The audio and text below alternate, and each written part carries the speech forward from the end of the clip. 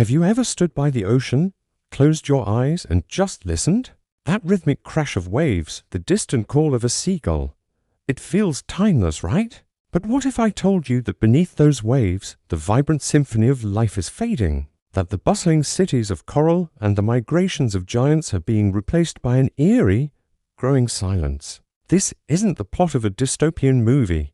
It's a crisis happening right now in our lifetime. Today, we're taking a deep dive into the sudden silence of the sea to understand what is happening to our marine life and why we all need to start listening before it is too late. So, what does a healthy ocean sound like? It's anything but quiet. It's a bustling metropolis of clicks, whistles, grunts, and hums. Dolphins and whales use complex vocalizations to navigate, hunt, and communicate across vast distances. Think of it as their own version of the internet.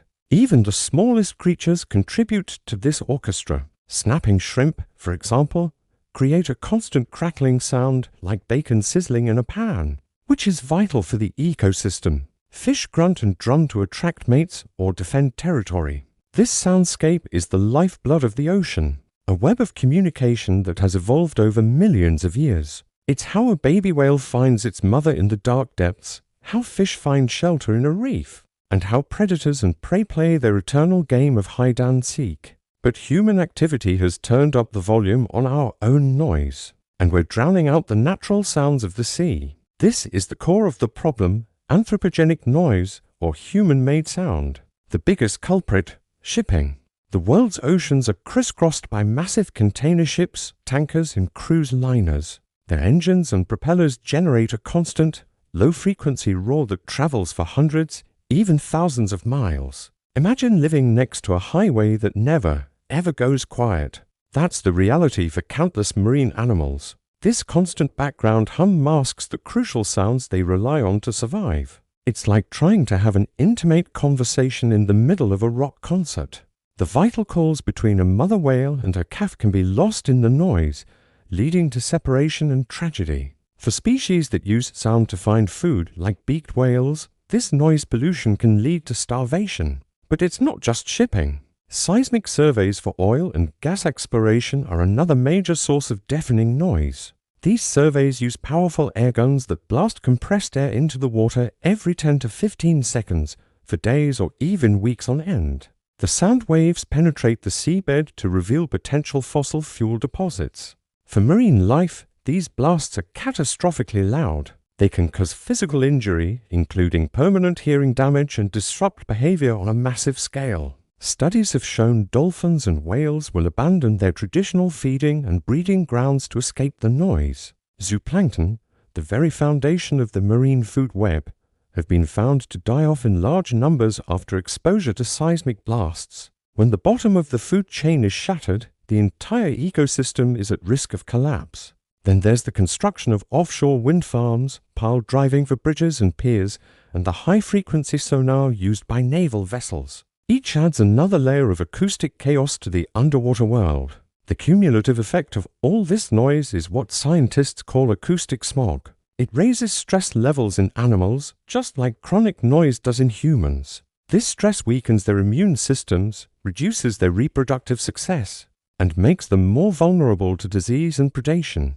They're forced to shout to be heard, expending precious energy, or they simply fall silent. And as they go quiet, their world shrinks. Their social networks break down, their hunting grounds become inaccessible, and their chances of finding a mate diminish. The ocean, once a world of rich communication, is becoming a lonely, confusing, and dangerous place. The silence we're witnessing isn't just about sound. It's a symptom of a much larger crisis. The very habitats that create the symphony are disappearing.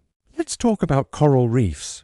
Often called the rainforests of the sea, healthy reefs are buzzing with activity. They provide food and shelter for a quarter of all marine species. But our oceans are warming and becoming more acidic due to carbon dioxide emissions. This leads to coral bleaching, a process where the coral expels the vibrant algae living in its tissues, turning it a ghostly white.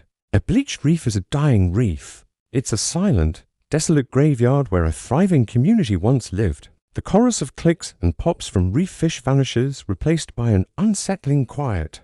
The loss of these sounds is a direct indicator of a loss of life. And it's not just the reefs. Overfishing has decimated fish populations around the globe. When we remove huge numbers of fish, we're not just taking individuals, we're silencing entire choirs. The grunts, drums, and calls that once filled the water are gone. Think about the majestic cod of the North Atlantic, whose drumming sounds were a key part of their spawning rituals. As their populations collapsed due to overfishing, their acoustic signature faded from the ocean. We are systematically dismantling the marine food web, and with each species that dwindles, another voice in the ocean's orchestra is silenced forever. This loss of biodiversity is a loss of resilience. A quiet ocean is a less healthy, less productive, and less stable ocean. So, we're faced with a seemingly overwhelming problem, a silent, stressed, and dying sea.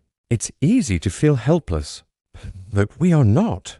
The good news is that noise pollution, unlike chemical pollution or plastic, has a simple off switch. When we stop making noise, it goes away instantly. This gives us a powerful opportunity to make a real difference right now. One of the most promising solutions is to make ships quieter. New propeller designs, slower speeds, and improved engine technology can dramatically reduce the noise footprint of a single vessel. If implemented across the global shipping fleet, this could turn down the volume on a planetary scale. It requires international cooperation and investment, but the technology exists. We just need the political and industrial will to use it. We can also be smarter about where and when we make noise. We can establish marine protected areas that are not just free from fishing, but also free from intense noise pollution. Think of them as national parks for the ocean, quiet refuges where marine life can communicate, breed, and thrive without disturbance.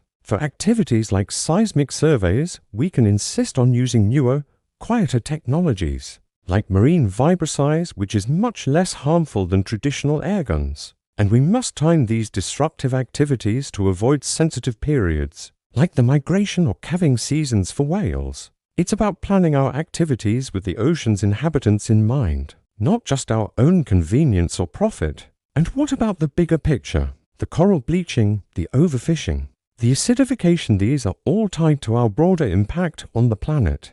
To truly bring back the symphony of the sea, we must address climate change. This means transitioning to renewable energy, reducing our carbon footprint, and protecting our forests. It means reforming our fisheries, ending destructive practices, and allowing fish populations to recover. It means making conscious choices as consumers, supporting sustainable seafood, and reducing our reliance on single-use plastics that choke our oceans. Every action we take on land has a ripple effect in the sea. The silence of the sea is a warning.